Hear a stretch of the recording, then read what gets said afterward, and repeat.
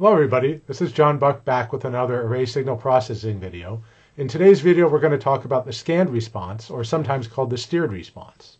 The scanned response takes a single measurement on our array of narrowband data, so one vector of complex phasors, and answers the question, how much energy is in this data for each spatial frequency kz, or equivalently for each direction of a plane wave arrival, theta, or directional cosine u. We can do it for any of the variables we've seen in the class, but the main idea is it's again like the idea of finding a recipe for this data, saying how much energy do we need for each of these different components, each of these spatial frequencies, to make the data we just observed. So it's sort of the other half of the beam pattern story.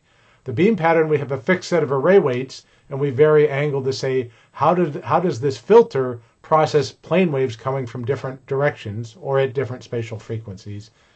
For the steered response or the scanned response, we have a single observation, and it's like we're processing it with many different filters to see how much of each of those ingredients, those spatial frequencies, are present in the signal. So let's move over to the whiteboard and we can talk a little bit more in detail about that. I should mention this video does assume you've already watched the video on steering beamformers, on how to do beam steering. I'll put the link to that in the description for this video, but if you haven't watched that video, pause this one and go back and watch the video on beam steering, because we assume that you know how to take a sort of basic beamformer and then make many versions of the same beamformer steered across a range of directions. Okay? So as we said a minute ago, the scanned response is a way to answer the question for a single observation, how much energy is coming in from each frequency or each arrival angle. And the way we answer this question is that we make a filter bank, right? A filter bank is a collection of filters, usually all just shifted versions of the same basic filter with different pass bands or different center bands. In time domain, this is like modulating a low-pass filter to make a lot of bandpass filters. Here we usually think of taking the broadside beamformer and then using what we saw in the last video on beam steering, multiplying by complex exponentials to make a whole family of different look directions.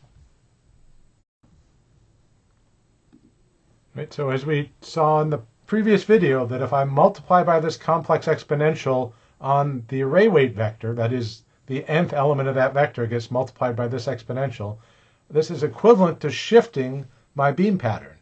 All right, so in the sensor by sensor place, multiplying by a complex exponential is a shift in spatial frequency, the same type of Fourier property we've seen before. And so to make this filter bank, we're going to go through it and make many different KTs, and so we'd have a whole bunch of them running in parallel. And when we take our single measurement of data, our narrowband vector x, so narrowband phasor vector, right? So it's got n complex numbers that are the phasors for that narrowband signal, and we run it through all these filters in parallel, we'll find out how much signal is coming, the outputs of those spatial filters, that filter bank. Each one will tell us how much energy is coming from the direction where its main response axis is looking. And so the collection of them is telling us how this works, or telling us how much energy there is across a range of angles. We just have to decide how many KTs we want to do. Way back in the day in time domain, this is how spectrum analyzers worked. Before we had A to Ds and fast FFTs to take the frequency to find the spectrum of signals in time, you would have a whole bunch of analog bandpass filters, and the amplitudes or energies coming out of those different filters would tell you how much energy your signal had in it at a time. And a spectrogram was just sort of a time evolution of those outputs. So we can do the same type of thing here. Let's switch to the next slide and look at a block diagram of it. So again, I'd have my single phasor x coming in, which is a vector. It should be underbarred. And in general, I think of this as a n×1 column vector, right? And then it's being processed by all these different filters in parallel that are all basically usually going to be the same set of array weights, just with shifted look directions, each of which has an output that's telling me how much energy is in this phasor, this single vector, for each look direction, kz1, kz2, kz3. So that's a kind of finding like the spatial power spectrum if I look at the power in each of these outputs. So let me to make this maybe even a little more real, to think about, well, what do the beam patterns of all these things look like when I make them? I did create an example in MATLAB, so let me switch to that slide. Right, so here's an example for a filter bank that has 11 different beams, and again, this is for a uniform line array with 11 sensors, where d is lambda over 2. In fact, to make the numbers easy here, I made lambda 2 and d is 1 meter in this example, or half, so it's half a wavelength. So we can see here this blue one in the middle is at kz equals 0, which we know is broadside, right? Because cos of 90 is 0. So 0 spatial frequency are the signals coming in directly perpendicular to the array. But then I have these additional beams, 5 to either side, that represent beams either above or below, moving towards one end fire or the other. And so if I process my data with all of these, I can see for a single snapshot I can do and see which directions have energy coming from them.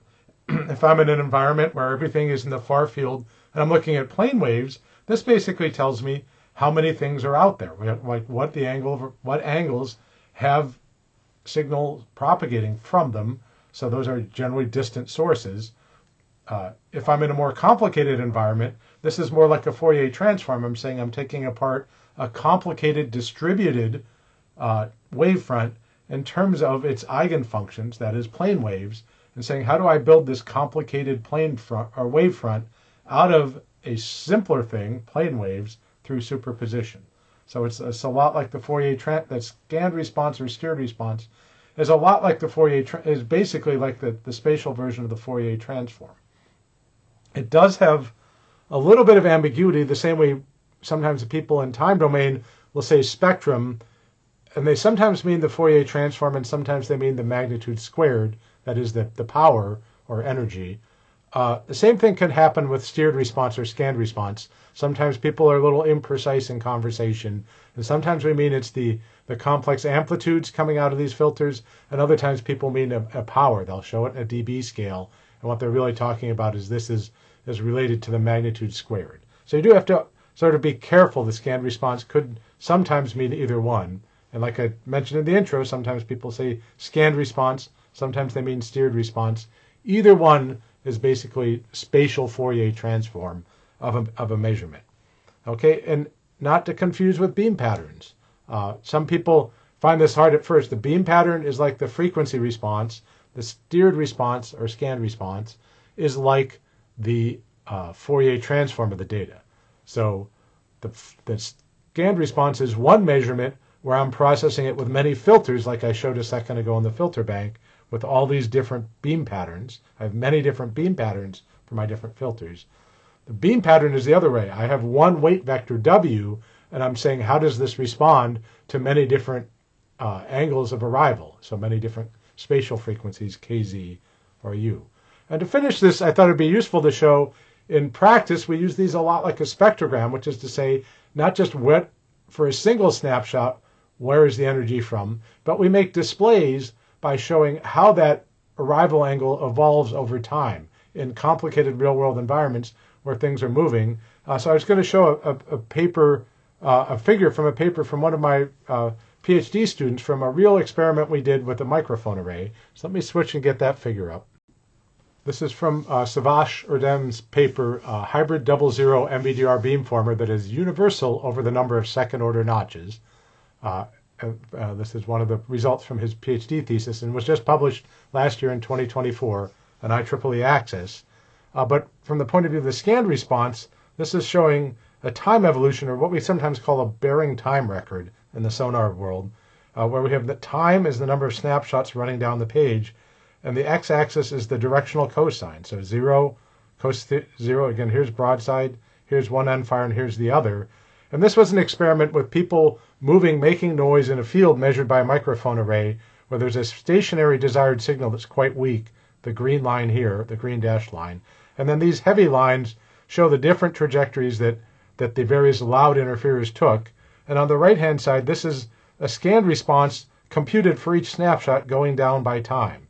And so you can see, the real world is a lot noisier than the sort of schematic version here on the left. And we see this loud fixed interferer just inside 0.4, where the cosine is just less than 0.4. We see these moving interferers, that they sort of come and drop out. They sort of overlap each other. We see the other ones just at the start and the bottom. And it's kind of hard and difficult to see the quiet fixed thing here. You can just maybe, knowing what we were looking for, see that, but it might be hard to tell it from the general approach, or from the general background rather.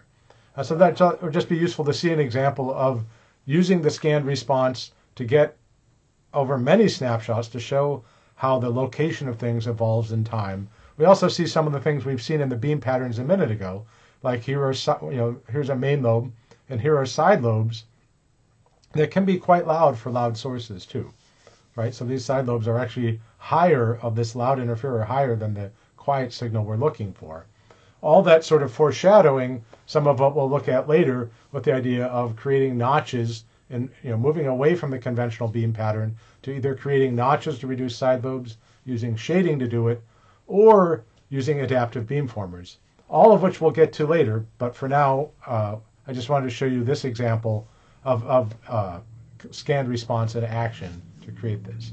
So wrapping up, again, scanned response is sometimes also called the steered response, but it is the array signal processing analog of taking the Fourier transform of a single signal, and that it tells us how much energy is present for each of the component plane waves in the signal, the same way a Fourier transform tells us how much energy is present for each of the different frequencies in the complex exponentials that you use to build the signal. Okay, so that's all for now, and I'll see you next time.